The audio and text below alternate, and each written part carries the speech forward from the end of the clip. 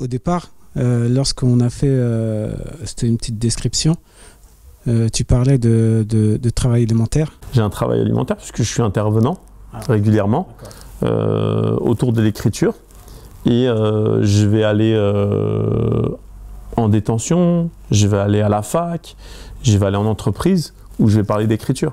Et pour moi, c'est quelque chose d'alimentaire. Oui, mais en lien avec ton activité. Mais en lien, effectivement, avec mon activité et surtout, c'est très cliché ce que je veux dire, mais c'est thérapeutique. C'est-à-dire qu'aujourd'hui, je suis un intervenant qui va venir.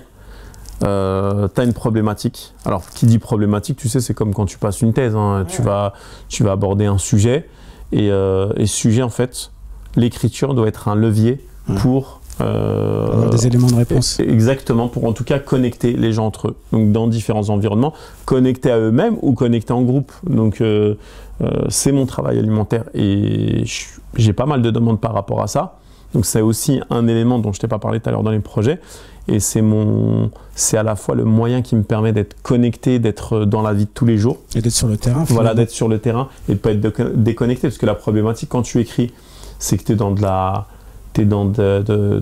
l'utilisation, de la création, tu utilises une matière, mais à un moment, comment toi tu vois ce qui se passe, comment tu vois les évolutions, comment tu côtoies les différents publics, hein, que ce soit jeune ou moins jeune.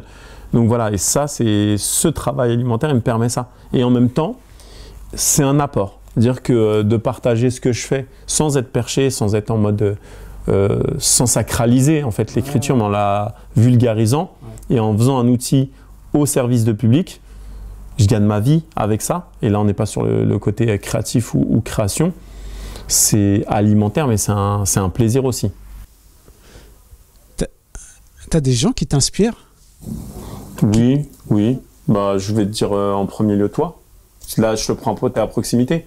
Merci. On s'est connus. Non, mais je te donne. Après, pour moi, l'inspiration, elle vient de tout le monde. Elle vient de la vie. Donc, quand je te cite, c'est pas pour faire beau ou pour faire le mec proche de toi, mais parce que l'émission que tu produis, parce qu'il y a tout l'aspect technique, la préparation, les prises de contact. Tu l'as vu là. Voilà, mais au-delà de ça, on se connaît depuis des années. Tu as été dans la musique, j'ai vu ton parcours et on en a parlé en off.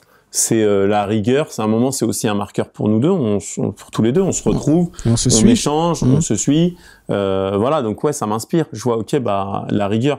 Après, si tu me parles d'inspiration qui soit un peu poétique ou romanesque, bah tout à l'heure je t'ai parlé d'Anne Landois. Anne Landois, ouais, je la trouve inspirante parce que c'est avant tout une scénariste, c'est une femme qui sait ce qu'elle veut. Une travailleuse, franchement elle travaille énormément, je me retrouve en tout cas à travers elle et voilà, donc après qui m'inspire, les gens que je rencontre en détention, les gens que je rencontre en détention, parce que c'est des gens qui sont qui payent leur dette à la société. Alors pas que je glorifie des gens qui sont en détention, mais je parle d'humains qui ont des ressources impressionnantes. Donc voilà, après je te parlais, il y a certaines affaires pour moi, je trouve pas je coupe assez court, mais tu vois des erreurs de jeunesse, des gens qui vont essayer de se reconstruire, qui vont prendre conscience aussi de leur situation et essayer de se projeter, bah ouais, c'est inspirant. Donc tu vois, je pense aux enseignants en zone scolaire ou en détention, ou les enseignants qui sont aussi des amis en lycée pro, à la fac, voilà. En fait, en soi, tout le monde est inspirant. Après, à toi, en tout cas à moi, de voir, c'est mon travail aussi, d'observer, de capter, de voir un peu les cheminements.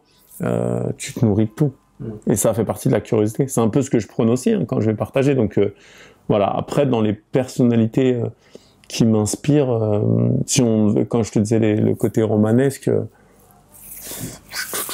j'en ai pas en tête, mais forcément, tu en as, quoi. Ouais. Quel est le regret qui te reste un petit peu en travers de la gorge, là, sans forcément réfléchir des masses, mais qui te vient comme ça, spontanément? J'ai pas de regret. T'as pas de regret? J'ai pas de regret. Ça n'existe pas chez toi? Non, j'ai pas de regret. Pourtant, j'ai fait tellement d'erreurs. Des gens en qui j'ai eu confiance, des gens à qui j'ai donné du temps, des gens que j'ai peut-être trahi aussi, hein. Ça peut être des regrets. Hein. Des gens avec qui j'ai coupé court, tu vois, pour équilibrer, pour pas faire le mec mais j'ai pas de regrets. Ouais. Je kiffe ma vie. Est-ce que je vis ma meilleure vie actuellement? Je sais pas, mais en tout cas j'ai l'impression que c'est intéressant ce que je suis en train de vivre. Et voilà, mais j'ai aucun regret, au contraire. Et même les casseroles, les prises de tête, les trucs, c'est de l'expérience. Okay. Tu sais, je dis souvent pour charrier, je sais plus c'est qui disait, c'est l'adage. Je ne perds jamais, j'apprends. Oui, j'apprends, oui. Des phrases. Soit je gagne, soit je... Non, c'est vraiment, pour moi, c'est je ne perds jamais, j'apprends, tu vois, c'est en gros, c'est un peu une phrase de, pour rigoler, je dis c'est une phrase de loser. Tu sais, c'est celui qui veut relativiser. Qui veut relativiser le truc, Voilà, mais en réalité, je peux chambrer là-dessus, mais c'est vrai, en fait, il n'y a pas de... Oui, t'apprends, c'est un apprentissage. Et je dirais que tu ne gagnes jamais en réalité. Aussi, ça peut être parce aussi... que c'est pas un match, c'est pas aussi oui, bien sûr que ça. Mais c'est peut-être aussi l'atteinte de ses objectifs, donc c'est une forme de victoire aussi. Ouais, mais tu sais, je vais te dire une chose. Les objectifs, c'est quoi? Quand t'es jeune, forcément, c'est pécunier. Tu dis quand t'es jeune, hein. Oui, c'est des phases. Et après, quand tu mûris, parce que tu te rends compte, soit t'arrives à créer de la richesse sans limite et tu peux perdre pied, ça c'est le risque. Soit tu n'y arrives pas. Et quand tu n'y arrives pas, tu relativises. Tu dis, ok, quand j'étais jeune, je croyais que ça c'était simple, je claquais des doigts et la réalité elle est tout autre. Tu vas relativiser, tu vas te rendre compte que l'argent, c'est pas ce qui va te faire, c'est pas ce qui va te rendre heureux. Après, l'argent, c'est un moyen. C'est un moyen. Voilà, mais c'est pour te dire, les objectifs ou ce qu'on va se fixer, il n'y a pas vraiment de réussite et tout. Enfin, c'est toi, comment tu vas être avec toi-même, c'est quoi ta tolérance, comment tu vas être juste. Est-ce que tu réussis à être juste avec toi-même? J'espère que je fais pas du Vandame, parce que je parle non, mais moi ça me parle, être en phase avec soi-même. Voilà, exactement, être aligné en phase. Avec exactement, soi-même. Non, mais je comprends très bien, Après, voilà. Nous, c'est compris, c'est plus important. J'espère que les spectateurs aussi vont comprendre. Ils vont comprendre, t'inquiète pas. Je vous invite à commenter aussi N'hésitez pas à laisser des petits commentaires. Sur cette idée d'être en phase avec soi-même, est-ce que vous partagez cet avis ou pas, ou est-ce qu'on doit réussir et que ça se traduise par de la richesse, par des chiffres concrètement? Elle est géante, cette dictée, comme vous, Rachid Santaki, bonjour. Merci, bonjour. Mais oui, grande taille et grande lunettes, comme à chaque fois. Parce que Rachid Santaki nous gratifie d'une nouvelle paire de lunettes quasiment chaque semaine, il faut le savoir. C'est pour mieux vous voir, mon enfant, ou en tout cas mieux lire cette dictée du jour. C'est marrant parce que tu as parlé de victoire, de réussite. Et moi, la question que je voulais te poser derrière, c'était quel est ton plus gros, ou ta victoire, ou dont tu es fier. Tu dis, voilà, ça, je l'ai fait, je suis content. Il y a plein de trucs dont je suis fier. Mais le truc comme ça qui te vient sans réfléchir. Alors, j'ai plein de trucs. Les Anges Sabiancaira, 3000 affiches, les dictées, la dictée du Stade de France, la dictée sur France Culture, le rendez-vous.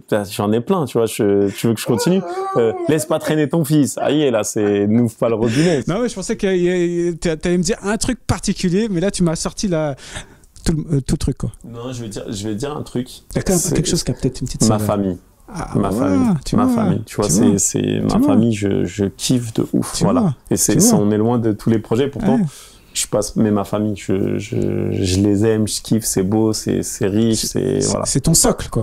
C'est mon socle et c'est important. Il faut maintenir ce socle, il faut consacrer le temps nécessaire, faut partager des bons moments, il faut être là aussi quand c'est pas évident, donc voilà, c'est tout ça. Et ma famille, effectivement, avec les difficultés, parce que forcément, les familles, ça se déchire. T'as des séparations, t'as des années où tu vas pas parler, que ce soit à ton daron, voilà. Mais je te dis, la famille, c'est quelque chose de... Ce sont les aléas de la vie, ça fait partie aussi de notre vie. Effectivement, dans une famille, ça se déchire, et puis ça se reconnecte. Et voilà, ça fait partie. Ou des fois, on se connecte pas, hein. Ça aussi, ça fait partie. Oui, non, mais c'est une réalité. C'est vrai, des fois, oui, non, mais bien sûr, des fois, on se connecte pas, c'est vrai. Ou on se reconnecte pas, ou peut-être qu'on n'a jamais été connecté. Il y a aussi ça. Ça, c'est encore une autre... Ouais, je suis désolé, je t'emmène... Non, tu m'emmènes loin. Je sais pas de quoi tu voulais partir, de livre, de dictée, mais là, moi, je vais t'amener dans bien-être, équilibre, déséquilibre. Développement personnel, tout ça. Je suis même pas là-dedans. Mais en tout cas, tu l'es quand même. Oui, bien sûr, forcément. Tu l'es. Et finalement, parce que comme je te disais, c'est étonnant, parce que je te l'avais dit en off, mais...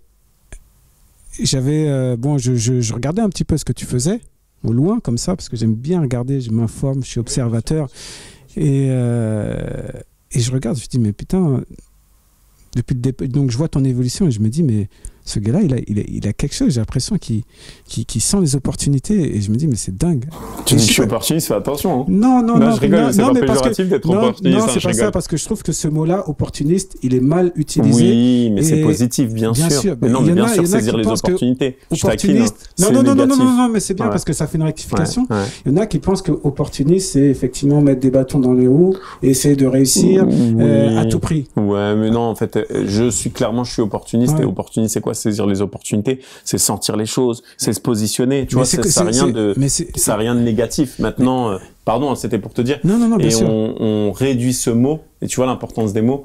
Ce mot, on le réduit à des gens qui vont être là, attendre devant le but, le ballon il arrive, et puis non, mais c'est pas du tout ça. Opportuniste, c'est très large. Non, mais toi, j'ai l'impression que tu es toujours là au bon moment.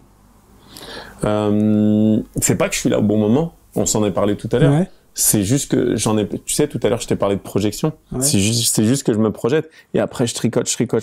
Ouais. Mais en réalité, tu penses que je dors, mais je suis en train d'avancer.